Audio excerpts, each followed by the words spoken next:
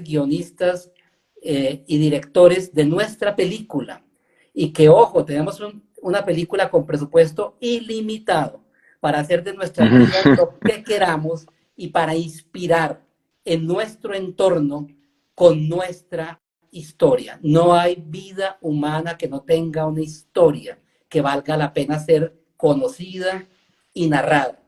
Tú has narrado la tuya y la seguirás narrando. Yo lo mismo con Soy Búho, próximamente con El Gran Mecanismo. He narrado historias de otras personas, en algo que ahora más tarde de pronto contamos. Sí. Pero lo interesante es que todos, y no los 20 que vengan al curso, los que están oyendo esto y lo escuchen después indeferido, empiecen a pensarse como creadores intelectuales y actores físicos de su propia historia y decidamos de una vez por todas construirnos historias meritorias, historias felices, historias bien, como dirían en México, bien chingonas, que nos saquen a la luz, que nos saquen a la alegría de vivir y a sacarle todo el jugo a este universo maravilloso que tenemos para disfrutar. Oye, te quiero hacer una pregunta doble. La primera es, bueno, tú has escrito libros bajo tu nombre, ¿no? Ahorita lo mencionabas, y has escrito libros bajo el nombre de alguien más. En este caso, bueno, Juan Manuel Santos, el presidente de Colombia, ¿no? Y un poco cómo la historia revela la psique o la psicología del personaje y cómo la psicología del personaje se transforma a través de cómo se cuenta esa historia en tu experiencia. Y si ahí nos puedes compartir un poquito cómo es, a lo mejor, cómo hace rica la historia de alguien que, pues, a lo mejor es un político y pues me imagino que deben tener muchas historias y cosas muy interesantes, pero también deben de tener, pues, a lo mejor, no necesariamente las vidas más emocionantes o divertidas, ¿no? Entonces, ¿cómo le encuentras ese punto donde dices, esto es lo que va a atrapar y esto es lo que va a jalar al lector? Pues fíjate que mi historia personal y profesional, considero que una parte muy enriquecedora de mi vida fueron cerca de 18 años que yo dediqué entre 1999 y el 2017 al extraño oficio de escribir discursos, porque pocas personas se dedican a eso de manera profesional. Y escribí discursos para el presidente de Colombia en la transición del siglo XX al siglo XXI, Andrés Pastrana, y después para el presidente Juan Manuel Santos, que lo fue del año 2010 al 2018 y que además ganó el Premio Nobel de Paz por su lucha por lograr un acuerdo de paz con la guerrilla de la FARC en Colombia, el cual se firmó efectivamente. Entonces, en medio de esto, me tocó conocer muchas historias de estos presidentes y ayudarlos a contar sus historias. Aquí viene una parte de mi actividad profesional que se llama ser un ghostwriter, ¿no? El speechwriter es el que escribe los discursos y el ghostwriter es el escritor fantasma que está detrás de libros o de artículos de personas que le cuentan lo que quieren contar, pero él hace el trabajo artesanal de la escritura, de poner eso en palabras y de organizarlo en forma que sea atrayente y fácil de entender para cualquier lector. Porque como tú dices, puede haber historias inclusive interesantes que mal contadas pierden al lector y pierden a la audiencia. Y puede haber historias aparentemente sosas donde no pasa mayor cosa, que bien contadas te tienen al borde de la silla en un suspenso infinito a ver si se toma la sopa o no se toma la sopa. Es así de... Eso depende de cómo lo armes tú. Entonces, con estos presidentes yo los ayudé a escribir sus libros. Obviamente es una tarea conjunta, o sea, se hace con ellos, es una tarea como a 4 manos, en los cuales se habló mucho sobre los procesos de paz que cada uno llevó a cabo.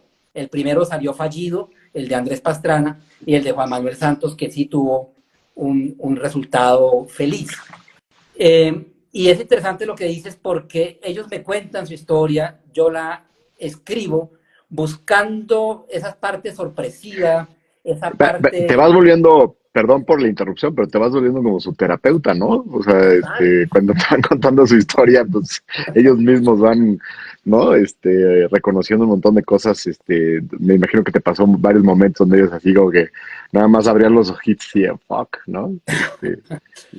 A diferencia de lo que te pasa a ti en tu consultorio, que tienes que quedarte muy discreto frente a lo que te cuentan tus pacientes y clientes, en mi caso sí tenía la potestad de poder contarlo. Entonces, eso me daba Mm, una facilidad en ese ejercicio terapéutico de ser ghostwriter. mm, No te imaginas la cantidad de cassettes. En su primera época eran cassettes y después era wow. grabación digital que tengo de todo lo que me contaron, de las infidencias del poder, de las infidencias de ser, de cómo se llega a ser presidente, las decisiones de gobierno, las dificultades para tomarlas, los momentos álgidos, los momentos felices.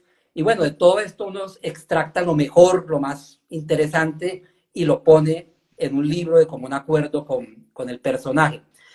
Pero al mismo tiempo que uno escribe la historia y la escribe buscando esos momentos bisagra, esos momentos que generan como un cambio existencial para la persona. Y pueden ser momentos Mm, muy, muy sencillos, ¿no? Por ejemplo, el presidente Santos cuando era niño, cuando tenía como 5 o 6 años, en un momento dado, estaba quedándose en la casa del abuelo y ujú. había 2 camas en su habitación, él estaba dormido y llega un hombre y se acuesta en la otra cama. Y él solo mira como niño que un hombre se acostó y al otro día ese hombre ya no estaba y su abuelo le cuenta después que ese hombre era un guerrillero muy famoso en esa época en Colombia, estoy hablando de los años 60, que se llamaba Guadalupe Salcedo. Ese guerrillero es mítico acá en nuestro país, han hecho obras de teatro sobre él. Wow.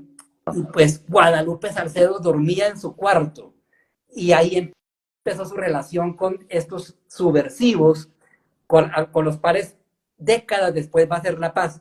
Entonces empecemos la historia por esa historia de ese niño. Y ese es un gancho fabuloso porque es personal, porque es directo, porque es atrayente, ¿no? Pero para concluir un poco la respuesta a tu pregunta, uno cuenta las historias, después las historias son leídas y mira, fácilmente la historia deviene en lo que se contó en el libro. Es decir, ya la gente no hace ni siquiera el ejercicio de memoria, de decir cómo fue esto. No, eso fue como quedó contado. La vida es como nos la contamos. Eso es tremendamente importante. Y Mm, al final, a ti se te olvida cómo fueron hechos de tu vida. Pero si ya los has contado y los has convertido en anécdota que tú repites y repites en reuniones familiares y de amigos, así como tú la cuentas, así se convierte para ti. Así no corresponda a lo que tu memoria te diría que fue el evento original. Porque nosotros al wow. contarnos nos recreamos. Me parece que esto que surgió de tu pregunta que estoy diciendo ahora tiene un interés importante. Es que con la historia no solo estamos haciendo un calco del pasado, sino que estamos recreándolo para ver ese pasado, qué es para nosotros ahora. Y eso es lo único que importa. ¿Qué es el pasado para nosotros ahora? ¿Cómo lo interpretamos y cómo nos lo contamos para vivir con él? Uf. Sí, que yo creo que me gustaría como aportar dos cosas, ¿no? Porque eh, yo creo que en este proceso y cuando seguramente te ha pasado, de repente te vas hacia atrás a cosas que escribiste personales, de momentos o de situaciones, eh, muchas veces te das cuenta de eventos, situaciones, bueno, también el trabajo con plantas de pronto te permite de repente abrir un poquito como la cámara, como la toma, ¿no? De una narrativa que a lo mejor habías tenido muy, muy cerrada y de repente dices, puta, pero aquí hay un vacío, aquí hay algo que no,